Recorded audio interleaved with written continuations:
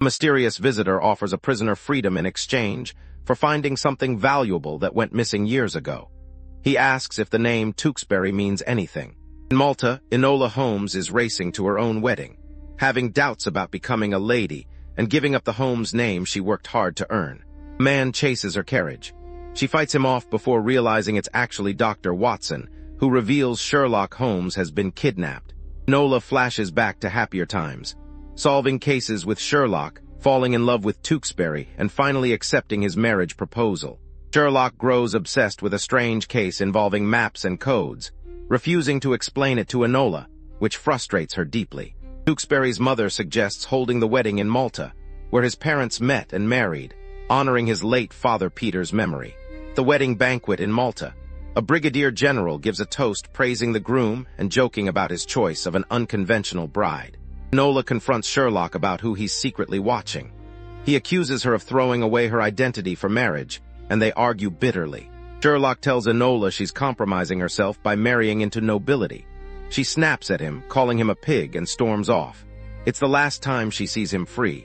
Enola and Watson search Sherlock's ransacked room. She deduces he was taken hours earlier by someone who knew him well. They find a coded Morse message scratched into the mirror, spelling out the word Coast, a city in Afghanistan. Enola decides she must pull on every thread of the mystery. She refuses to let Tewkesbury delay her search by escaping his own wedding party. He chases a dying sergeant through the crowd. Before he collapses, he gasps a single word, Wrath. Enola realizes Coast and Wrath are connected through a cipher, and that Sherlock left the clue deliberately as he was dragged away. Tewkesbury finds Enola injured and shaken. She admits she's terrified, and he tells her he understands why she had doubts about their wedding. He takes her to the cave where he and his father used to play pirates as children, sharing a bittersweet memory before the danger truly begins. Fire breaks out at their hotel. Tewkesbury runs inside searching for his mother, but she's nowhere to be found. She has also been kidnapped.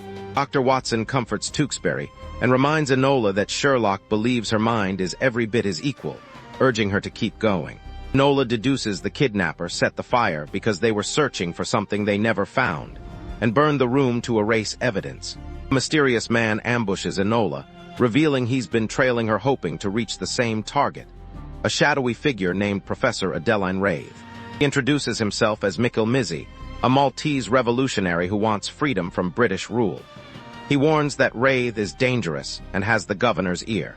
Police detain Enola, accusing her of being troublesome, until the governor intervenes and lets her go once he learns she's a Holmes. Enola finds war medals in Lady Tewkesbury's room, belonging to Tewkesbury's late father, tying the mystery back to his military past. During the town carnival, Enola chases a masked woman through the crowd, desperate for answers about her brother. The woman warns Enola that someone dangerous will kill her. Then a shadowy figure appears and reveals herself as the mastermind behind everything, Moriarty. Moriarty confirms she's kept Sherlock alive, but taunts Enola for abandoning him at the altar and hints that he may deserve to suffer. Enola's mother Eudora bursts in to save her from Moriarty, and the two women trade barbed insults before Moriarty slips away again. Eudora admits she secretly came to watch Enola's wedding, and the two reconcile after years of distance between them. Eudora advises Enola that Moriarty thinks just like Sherlock does. She tells her to look behind the obvious clues, not just in front of them. Enola confirms both Sherlock and Lady Tewkesbury are alive, and that Moriarty has orchestrated the entire ordeal from the very beginning. Tewkesbury and Enola share a quiet moment, admitting the pressure of the wedding, not each other, was the real source of her earlier doubts. In captivity, Moriarty toys with Sherlock, daring him to figure out her plan using the clues she has deliberately left behind. Sherlock deduces she engineered the wedding location itself, just to lure Enola to Malta, and make her solve the puzzle for her. He pushes Moriarty on her true motive, but she deflects every accusation, growing bored with his moralizing. Back at camp, Eudora and Watson bicker affectionately, while Enola tries to think through the case in peace. Tewkesbury notices a mysterious woman's expensive hat, deducing she's a spy planted by Moriarty rather than a soldier or a sap. They realize she was spotted speaking with both the governor and the brigadier general, who was wearing a medal from the Battle of Coast. The group devises a scheme to sneak into the military records office, posing as visiting officers' family to search for anything on Coast.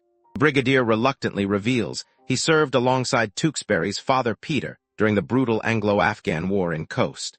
Digging through damaged files, they uncover a shocking record. British forces stole a ton of Afghan gold from a shrine, disguised as reparations. Enola realizes a sergeant serving, as Moriarty's inside man leaked this exact secret to her from the very start. Tewkesbury confronts the brigadier, demanding to know the truth about his father's role in the massacre and theft.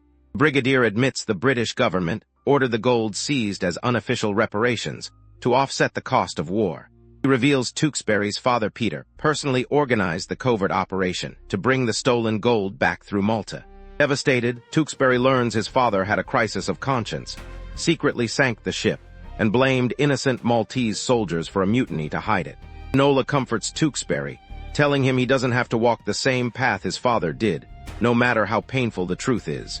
Tewkesbury remembers his father calling the treasure pirate gold, and realizes it's hidden inside the very cave from his childhood stories. Enola pieces it all together.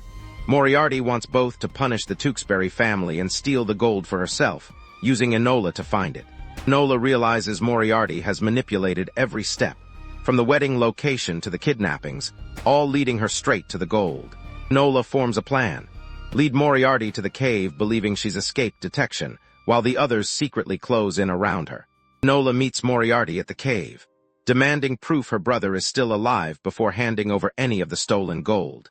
Moriarty mocks Enola for caring about a fortune stained with blood, revealing she has been circling the Tewkesbury family's tainted legacy all along. Enola hands over the gold, but Moriarty refuses to release Sherlock, revealing she never intended to keep her promise. Enola springs her trap. Michelmizzi and his allies surround Moriarty, forcing her to finally drop her weapons. In the chaos, Enola frees Lady Tewkesbury and Sherlock, who has been held captive and worn down by Moriarty's cruelty. Furious, traumatized Sherlock nearly kills Moriarty in revenge, but Enola begs him to stop, insisting it isn't who they are.